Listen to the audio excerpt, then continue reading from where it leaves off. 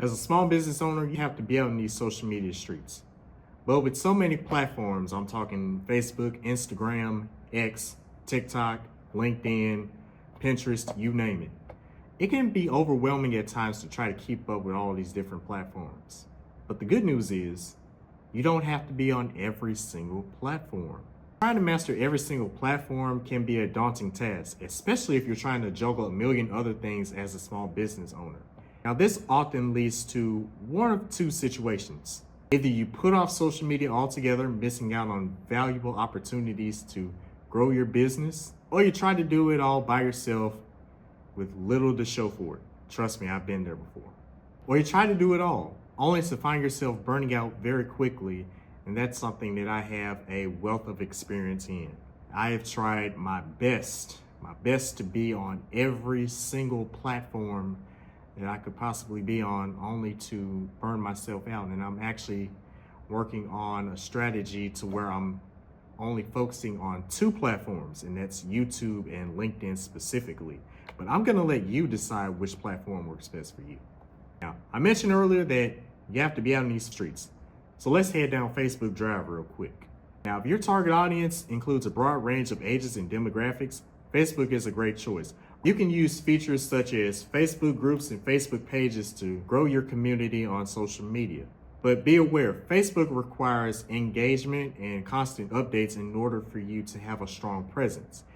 Now, if you want to save time with posting on Facebook, then I highly recommend the Business Suite. I will be doing a tutorial on the Meta Business Suite very soon, so stay tuned for that. Now let's make a turn onto Instagram Avenue. On Instagram, short form content is king. I'm talking reels, carousels, stories, you name it, the whole nine. If you have a desire to post short form content and short form content only, then I highly recommend you stick with Instagram, because Instagram has a feature called Reels. I'm sure you're all well aware of it. Instagram has Reels where you can post short 90-second clips up to 90 seconds that'll allow you to be discovered by a wide range of people. Instagram Reels are the norm nowadays. And also Instagram is starting to promote carousels over Reels now. So that way you won't have to rely on just short form video in order to promote yourself and get yourself out there. So what carousels are, you can post up to 20 photos within a single carousel. So say for instance, if you were breaking down tips, so each tip can be a single post within that carousel. For example, you'll have an intro that talks about 7 best ways to make coffee. Then you'll have the first tip on the next slide, and then the second tip on the next slide, and the third tip on the next slide, and so on and so forth. So you kind of get how carousels work. Now this works if your business is highly visual, think fashion, food, design, then Instagram is your best friend. Now, however, I will say that creating visually appealing content can be time consuming. Now, one app that I will strongly recommend if you want to do carousels is Canva. Canva is free. You can go on there. They have plenty of templates you can use for carousels. You can go ahead and choose a template and then start creating right away. Now, my personal experience with Instagram, I'm gonna be honest, I'm getting tired of Instagram. For me personally, now a little bit more context for this one, I am a business-to-business service provider. I provide social media marketing management services to small business owners. And I feel like Instagram would not be the best way to go about promoting my services to people. I feel like YouTube, that's why I said earlier that I was going to pivot to YouTube and LinkedIn, because I believe YouTube is best for growth. I believe YouTube it has the highest return on investment for growing. It's also the platform that I have the most experience with. I've been on YouTube for about 7 years now, creating content of various types. So I just feel it's natural for me to pivot to YouTube and LinkedIn. LinkedIn is very helpful for lead generation. There are a lot of small business owners on LinkedIn, and I feel like I could be a very helpful asset to them on LinkedIn. So that's why I'm pivoting to those two platforms in the near future. And I tried to give Reels a chance. And to be honest, I could have been a lot better as far as consistency. You don't have to take my personal take into account. I mean, if it works for you, whatever platform works for you, do it. All right, and speaking of LinkedIn, let's take a slight turn to get onto the LinkedIn highway. Now, as I've mentioned, LinkedIn is king if you are a business service provider.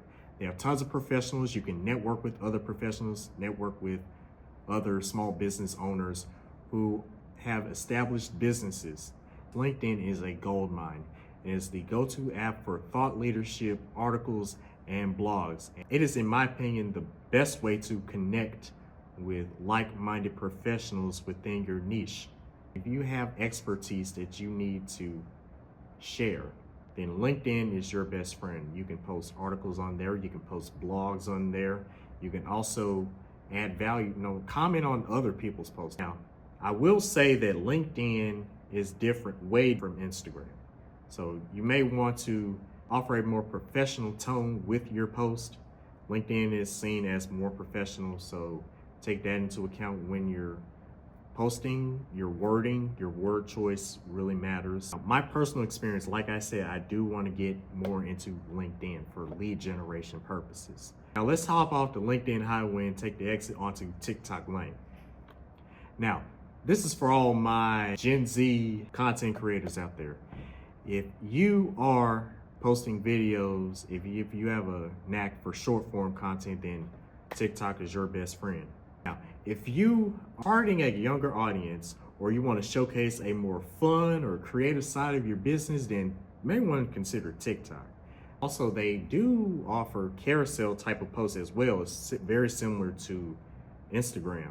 So, and honestly, my experience with posting photos, that are basically carousels, a series of photos, my experience with that is carousels on TikTok have done way better than my videos on TikTok. So I decided to post some carousels on there for a while until I stopped. But now, what makes TikTok so appealing is that it's short and it's eye-catching. You can capture the attention of your audience. If you have a knack for creating engaging content very quickly and you know how to hook your audience in like that, you might want to consider TikTok, because there are a lot of creators who blew up on TikTok, a lot of brands who blew up on TikTok, a lot of brands who have basically reinvented themselves on TikTok. TikTok is king as far as video content goes, short form video content goes, and they are also testing longer form video content. So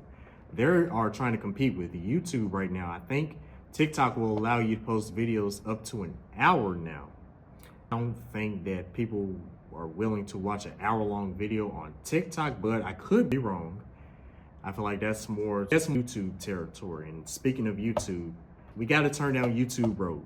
Now, YouTube, my bread and butter. Like I said, I've been on YouTube for 7 years now. I posted my first video on April 26, 2017. It was a gaming video, which did pretty well, for my first video. And I have since learned so much. And in a previous video, I gave away 7 lessons that I learned through 7 years of creating content. So I highly recommend you guys go and check that out. I'll link it in the description below. Go ahead and check that out. I share some practical tips that I feel like would be very helpful if you're just starting creating content. Now, if you want to dive into long form video content, YouTube is the #1 platform that you can be on. YouTube is the second largest search engine right below Google. So that should tell you how many people are consuming YouTube on a daily basis. It has the highest potential for growth. And I ain't gonna lie to y'all. I'm not gonna lie to y'all. YouTube can be challenging in the beginning, but once you finally break out on YouTube, it is so rewarding.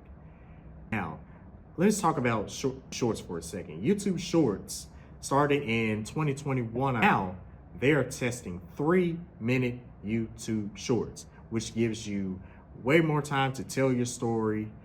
And if you want to still take advantage of the short form video 9:16 video format, it'll allow you to post videos in that format and it'll still be labeled as shorts as long as it's up to 3 minutes long. Now, longer than 3 minutes will be considered a standard YouTube video. Now, For my YouTube strategy personally, I'm considering doing longer form content, going more in depth, because I feel like I can provide more value in a long form video versus a short form video. There are ups and downs, there are positives to both sides, but as a preference, I prefer long form content because I feel like that's a better way of communication, and you get more value through a 15-minute YouTube video than you can with a 30-second short. That's just my opinion. And also YouTube Live, that's something that I'm strongly considering in 2025 as well. I want to start doing live tutorials, start doing long, in-depth live tutorials. I'm talking about from ChatGPT, testing out all these different AI tools, testing out all these different graphic design tools, just to share skills using these different tools, because I have a ton of tools that I use to, help create the content that I possibly can. So stay on the lookout for those YouTube Lives coming in 2025. Now, I will say this about YouTube.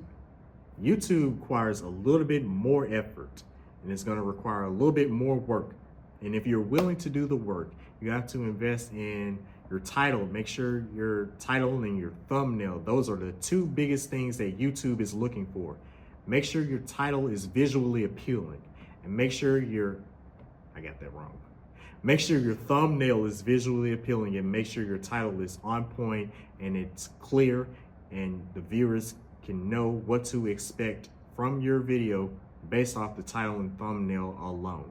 But YouTube, I love YouTube. It's my bread and butter, and I believe it has the highest return on your investment. Now, lastly, but certainly not least, we have X. God, I hate that name. Like, I hate it, that dang Elon Musk, but I digress.